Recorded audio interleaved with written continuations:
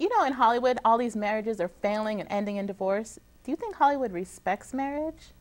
I think by maybe in the recent case of Kim Kardashian, a lot of people would say no, but I think it would be difficult to classify all celebrities as not respecting marriage, because there are definitely marriages that work, and I think even the marriages that don't work, you know, I think people do intend to go into them with it working. I don't think Kim Kardashian is the be-all example. That was for money. Kim Kardashian isn't the only example. There's other people. You know, Eva Longoria Parker recently got divorced. Katy Perry got divorced. There's a lot of celebrities recently getting divorced. Do you think it's now more than ever, or it's always been occurring? I think that it's just the fact that people don't have a realistic view of what marriage is, and that's the #1 problem, which leads to any marriage ending in divorce typically. A lot of people, they're just so self-centered, and they're just focused on themselves. They like the wedding. They like to have that, oh, this is fun, look at me. But then after that kind of dies out, then they get bored. So you don't think they realize that marriage is more than just a pretty wedding dress and the big ring? Well, exactly. It's not just celebrities. I mean, isn't the divorce rate like 50%? High in general, so, and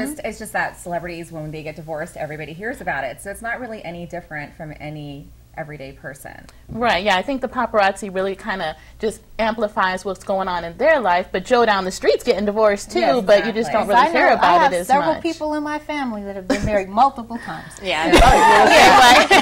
I think it's sometimes more difficult to find somebody who's in a good, stable marriage than somebody who isn't, which is really difficult for people to get a good example.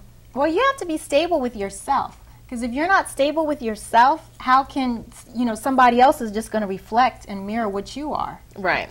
And there's two people in the equation, so even if you are stable within yourself, you got to make sure the person you're marrying is stable. And there's also a habit of communication. A lot of people don't realize the importance, or they'll say it, but they don't really do it.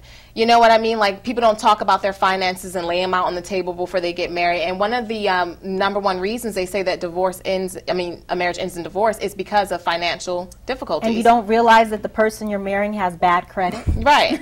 No, but with celebrities, they do have that freedom that, let's say with being a celebrity, you're usually rich. So I think when you have that kind of freedom to pick up and go, I don't need you, I don't need your money, I'm well sustained on my own.